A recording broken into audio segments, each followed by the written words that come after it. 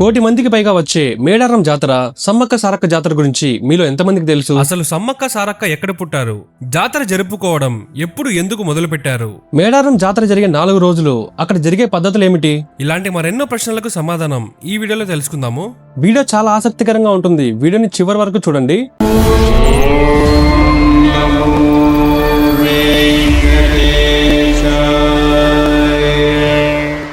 తెలంగాణ రాష్ట్రంలోని ములుగు జిల్లా తాడ్వాయి మండలంలోని మేడారం అనే చిట్టడివిలో జరిగే సమ్మక్క సారక్క జాతర కేవలం ఒక ఉత్సవం మాత్రమే కాదు, అది ఒక జాతి ఆత్మగౌరవ ప్రతీక, అన్యాయంపై జరిగిన వీరోచిత పోరాటం మరియు భక్తి పారవశ్యానికి పరాకాష్ట. ఆసియా ఖండంలోనే అతిపెద్ద గిరిజన జాతరగా గుర్తింపు పొందిన ఈ జాతర ప్రతి 2 ఏళ్లకు ఒకసారి మాఘశుద్ధ పౌర్ణమి నాడు అత్యంత వైభవంగా అయితే జరుగుతుంది. సాధారణంగా ఉత్తర భారతదేశంలో జరిగే కుంభమేళాకు కోట్లాది మంది భక్తులు ఎలాగైతే గంగానది తీరానికి చేరుకుంటారో, అదే రీతిలో మేడారం గడ్డపైకి 1,00,00,000 నుంచి 1,50,00,000 మంది భక్తులు తరలివచ్చి అమ్మవార్లకు తమ మొక్కులు చెల్లించుకుంటారు. అసలు ఈ సమ్మక్క సారక్క ఎవరు, వారు దైవంలాగా ఎలా మారారో తెలుసుకోవడానికి మనం కోయ పురాణంలో నిక్షిప్తమైన గాథలను చాలా లోతుగా పరిశీలించవలసి ఉంటుంది. కోయ పురాణాల ప్రకారం ఈ కథ సుమారు 800 ఏళ్ల క్రితం, అంటే 1300 సంవత్సరంలో కాకతీయుల పరిపాలన కాలంలో ప్రారంభమైంది. అప్పట్లో ఆ ప్రాంతాన్ని పాలించే ఒక కోయ దొరకు చాలా కాలం వరకు సంతానం కలగలేదు. ఆయన మరియు ఆయన భార్య పిల్లల కోసం నిరంతరం తప్పిస్తూ అడవిలో ఉన్న ప్రకృతి శక్తులను, నాగేంద్రుడిని మరియు అమ్మవారిని నిత్యం పూజించేవారు. ఒకానొక రోజు వారు అడవిలోకి వెళ్ళినప్పుడు ఒక పుట్టపై చిన్న పాప నవ్వుతూ కేరింతలు కొడుతూ కనిపించింది. ఆ దృశ్యం చూసిన వారు ఆశ్చర్యపోయారు, ఎందుకంటే ఆ పసిపాప చుట్టూ భయంకరమైన పులులు, సింహాలు కాపలాగా ఉన్నాయి. వన్యప్రాణులు ఆ పాపకి ఎటువంటి హాని చేయకుండా రక్షణగా ఉండడం చూసి వారు అది దైవాంశాన్ని గ్రహించారు. మరికొన్ని కథనాల ప్రకారం ఆ పాప పుట్ట పక్కన తవ్వుతుండగా ఒక మందసంలో, అంటే ఒక పెట్టెలో సీతమ్మ వారి వలె లభించిందని చెబుతారు. దంపతులు ఆ పాపని ఇంటికి తెచ్చుకొని ఆ మాఘ పౌర్ణమి రోజే సమ్మక్క అని నామకరణం అయితే చేస్తారు. ఆ పాపని చాలా అల్లరి ముద్దుగా పెంచుకునేవారు. సమ్మక్క పెరుగుతున్న కొద్దీ ఆమెలో దివ్యమైన శక్తులు కనిపించాయి. ఆమె సాధారణ బాలికలా కాకుండా అపారమైన కరుణతో గ్రామస్తులందరినీ తన కన్న బిడ్డలా చూసుకునేది. ఎవరికి ఏ కష్టం వచ్చినా, ఏ ఆరోగ్యం సోకినా సమ్మక్క వద్దకు వెళ్తే ఆమె ఇచ్చే పసరతో లేదా ఆమె స్పర్శతో స్వస్థత చేకూరేది. దీంతో ప్రజలందరూ ఆమెను ఆదిశక్తి స్వరూపంగా కొలవడం ప్రారంభించారు. కొంతకాలం తర్వాత సమ్మక్క ఒక నిర్ణయం అయితే తీసుకుంది. తాను మానవ నివాసాల్లో ఉండలేనని బక్కైపేట గ్రామం సమీపంలో దేవరగుట్ట అనే కొండపై ప్రకృతి ఒడిలో ఉంటానని చెప్పి అక్కడి నుంచి వెళ్లిపోయింది. తన కుమార్తె అడవిలో ఒంటరిగా ఎలా ఉంటుందో అని ఆ కోయ దొర భయపడినప్పటికీ ఆమె దివ్యత్వం తెలిసిన వారు ఆమెను అక్కడ ఉంచేందుకు అంగీకరించారు. అక్కడే ఆమె కోసం జలకం బావి అనే బావిని కూడా తవ్వారు. ఆ తర్వాత ఆ ప్రాంతాన్ని పాలించే పడిగిద్దరాజు అనే వీరుడికి ఇచ్చి సమ్మక్కను వివాహం చేశారు. ఈ వివాహం కూడా ఒక మాఘ పౌర్ణమి నాడే జరగడం విశేషం.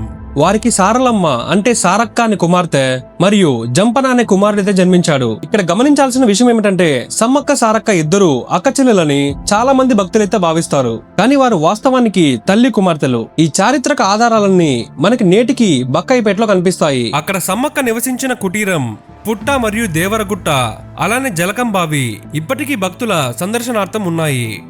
మేడారం నుంచి సుమారు 15 కిలోమీటర్ల దూరంలో ఉండే ఈ బక్కైపేటలో నేటికి ఆ తల్లి తిరిగిన ఆనవాళ్లు గిరిజనులు అత్యంత భక్తితో కాపాడుకుంటున్నారు. చరిత్రకారుల కథనం ప్రకారం ఈ ఆధ్యాత్మిక గాథ వెనుక ఒక గొప్ప వీర చరిత్ర అయితే ఉంది. అప్పట్లో కాకతీయ సామ్రాజ్యాన్ని ప్రతాపరుద్రుడు పరిపాలిస్తుండగా పడిగిద్దరాజు ఆయనకు సామంతుడిగా ఉండి కప్పం కట్టేవాడు.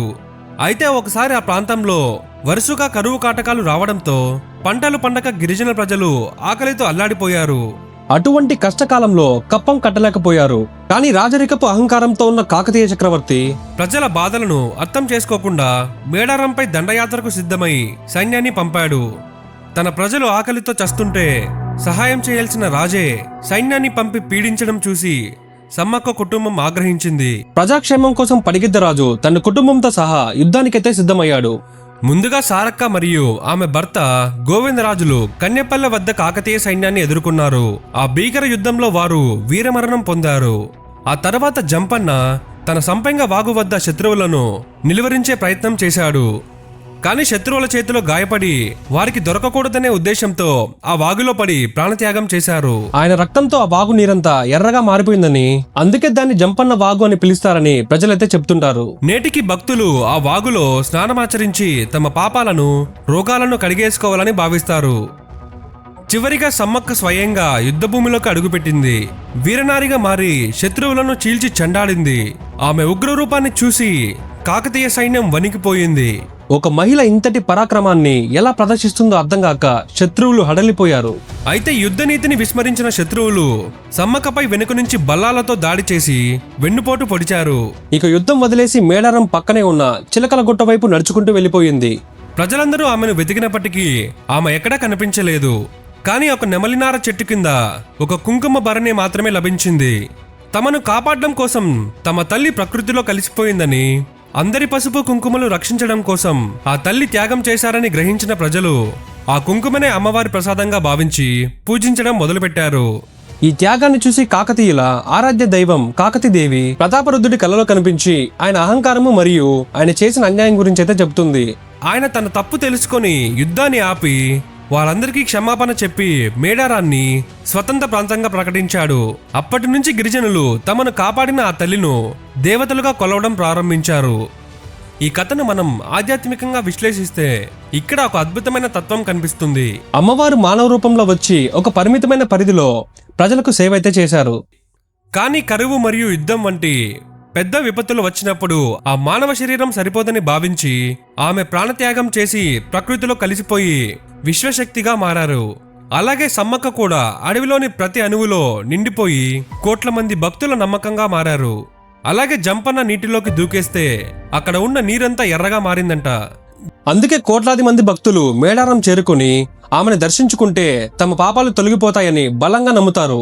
గిరిజనుల ఆచారం ప్రకారం ఈ చరిత్ర అంతా ఒక రహస్యమైన సంకేత భాషలో పండుగ సమయంలో తీసుకువచ్చే జెండాలపైన బొమ్మల రూపంలో నిక్షిప్తమై ఉంటుంది. అవి చదవగలిగే వారికి అసలైన చరిత్ర సంపూర్ణంగా బోధపడుతుంది. మేడారం జాతర 4 రోజుల పాటు ఒక క్రమ పద్ధతిలో సాగుతుంది. మొదటి రోజు మాఘ పౌర్ణమి నాడు కన్యపల్లె నుండి సారక్క అమ్మవారిని గద్దెలపైకి తెస్తారు.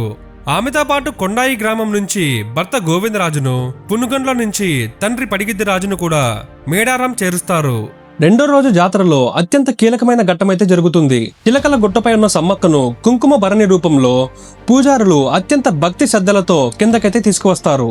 ఈ సమయంలో ప్రధాన పూజారి ఒక్కడే అడవిలోకి వెళ్లి రహస్య పూజలు నిర్వహించి అమ్మవారిని తెస్తారు. ఆయన ఆ భరణిని పట్టుకొని వస్తుంటే భక్తులు వేసే జేజే ధ్వానాలతో అడవి అంతా మారుమోగిపోతుంది. మూడవ రోజు భక్తులందరూ అమ్మవార్లకు తమ మొక్కులు చెల్లించుకుంటారు. ఇక్కడ భక్తులు బెల్లాన్ని బంగారం అని పిలుస్తారు. తమ కోరికలు తీరినందుకు కృతజ్ఞతగా తమ బరువుకు సమానమైన బెల్లాన్ని సమర్పించడం ఇక్కడ ప్రత్యేకత. భక్తులు సమర్పించిన ఆ బెల్లాన్ని తర్వాత ప్రసాదంగా ఉంచుతారు. 4వ రోజున దేవతలను తిరిగి స్వస్థలంకు సాగనంపడంతో ఈ మహాజాతర ముగుస్తుంది. మేడారం జాతర స్వయంగా చూడడం మన అదృష్టం.